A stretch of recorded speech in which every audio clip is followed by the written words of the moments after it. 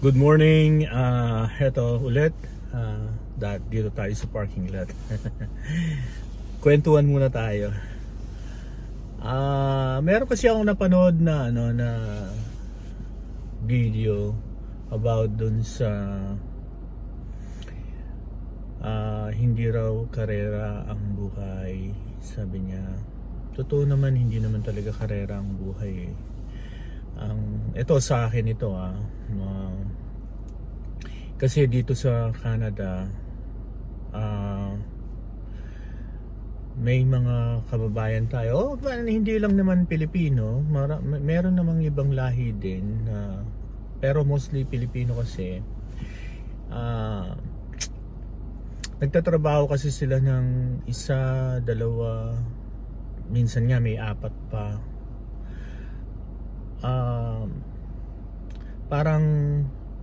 Parang itong mga tao na to, meron silang hinahabol na I don't know, kasi alam nyo,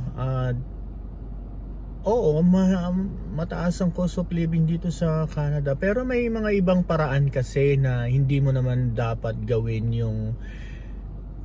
hindi mo naman dapat abusuhin yung katawan mo, magtrabaho ka ng 3 or 4. Siguro pwede 2, pero not to the point na 16 hours every day.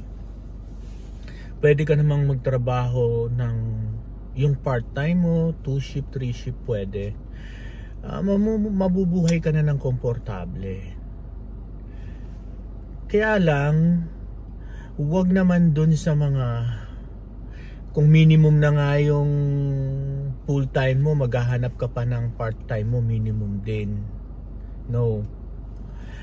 Ako, honestly, hindi ako nagdalawang trabaho. Kaya lang kasi ako, hinanap ko yung trabaho na alam kong magiging komportable ang buhay ko.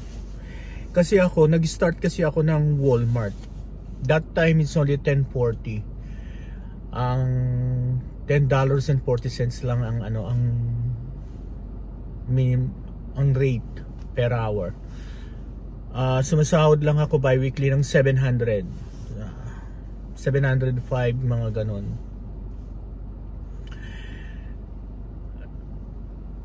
Sinabi ko sa sarili ko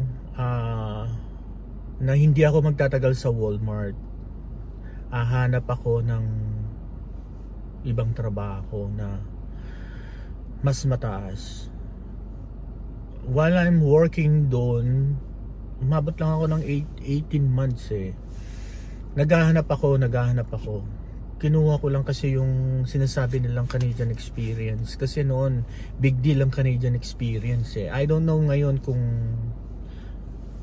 kailangan pa rin ng Canadian experience.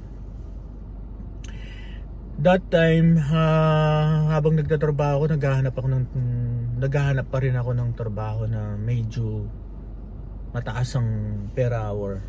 So nakakuha naman ako, nakapag-apply ako. Sa isang factory naman siya, craft foods. So gumagawa kami ng mga cookies and crackers doon. Yung Chips Ahoy, and then yung premium crackers, at saka Oreo. Marami kaming ginagawang mga American company siya. So I think ngayon binili na ng Mondelez yata yun. So more than double yung rate niya. So kumikita ako ng 1,000 a week. 1,000 a week. Pero hindi pa rin ako tipong maganda yung sahod niya, pero sabi ko parang kasi 2 months kang lay off, nalilive ka ng 2 months, January, February, babalik ka ng March, tapos ang mangyayari, mag-EEI ka. So yung EI, alam naman ng EI, napakababa ng makukuha mo, hindi naman buong sweldo mo kinikita mo. So ngayon sabi ko, hindi pa rin ito ang para sa akin. So ang ginawa ko, habang nagtatrabaho ko doon, yun, naghahanap na naman ako, na kaming dalawa ng asawa ko naghahanap kami. Ngayon, tinry namin sa government. Although taas ng competition si government noon, parang kailangan nila 1:300. Kumbaga 300 kayo mag-a-apply, isa lang ang kukunin. Parang ganun ang competition noon. So tinry pa rin namin, federal, provincial, and then municipal. Ngayon, kung saan ako qualified, doon ako nag-apply.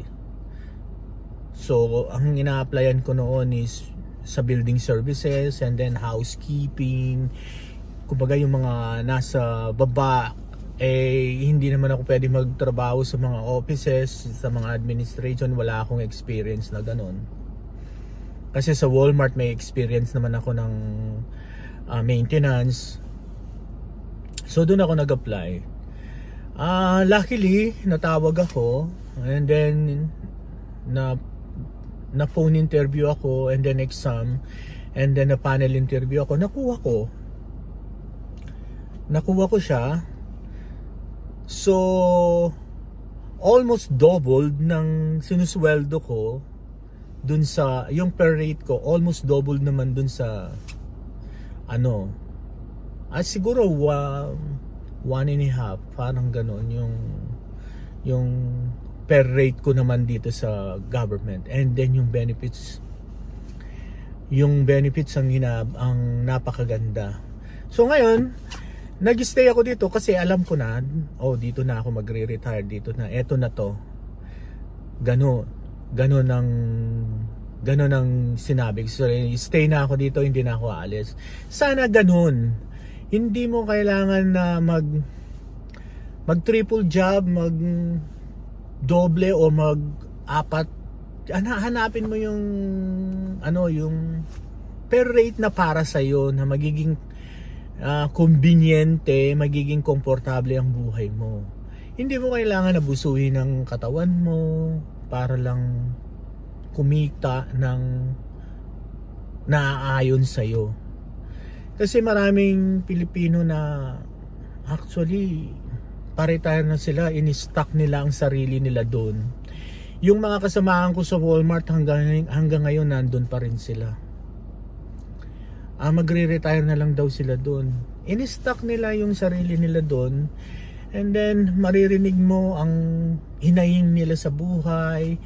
Hirap na sila, pagod na sila. Alam mo, ang magiging lang doon, yung katawan mo naaabuso siya kasi pinapahagod mo siya ng todo-todo. Yung sinasabi, naputol yung video kasi napuno yung aking storage. So nag-delete lang ako. So yun, gaya ng sabi ko, yun, hindi mo kailangan abusuhin yung katawan mo, hindi mo kailangan mag triple or double job, or hanapin mo lang yung trabaho na magiging komportable yung buhay mo. Yun ang sinasabi ng video, hindi karerang buhay. Totoo yun, hindi karerang buhay. Wala namang competition eh. Kanino ka makikipag-competition? Although maraming Pilipino na alam mo na, iba yung gusto nila. Dito sa Toronto, marami niyan eh. Dito sa Toronto, marami tayong kababayan na matataas ang mga hihi. Kumbaga, yun ang choice nila eh. Kumbaga, wala tayong magagawa doon. Para sa akin kasi, ang buhay naman talaga, hindi competition yan. Hindi mo kailangan makipag-competition. Yung neighbor ko sa parking.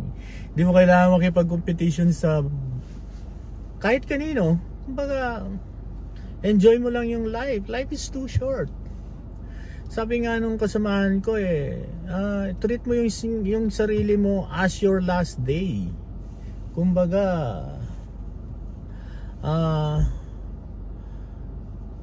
parang bilhin mo yung gusto mong bilhin, gawin mo yung gusto mong gawin, kainin mo yung gusto mong kainin. Parang ganon. Kasi you'll never know, diba? mamuhay lang ng chillax lang, chill and relax ng pamumuhay. Hindi kailangan nabusuin ng katawan, hindi kailangan kumbaga makipagkompetisyon, makipagkarerahan sa buhay. No. Kasi sarili mo yan eh. Hindi nila ano yan, hindi nila kumbaga ikaw din ang magsasuffer later on, kumbaga. Lalo na dito sa Canada, ang bilis-bilis makakuha ng karamdaman dahil alam mo na, yung klima. Ako, sabihin sa inyo, 3 na yung aking maintenance. Dito ko lahat sila nakuha. Kumbaga, dito ko lahat na ranasan itong ganitong karamdaman. Although, ako wala pa akong ginagawa, hindi ko pa inaabuso ang katawan ko, kumbaga. Yun lang, sana ang mapapayo ko lang, hanapin mo yung trabaho na magiging conveniente, magiging komportable ang buhay mo. Hindi mo kailangan abusuin ang katawan mo. Ang buhay hindi talaga siya karera.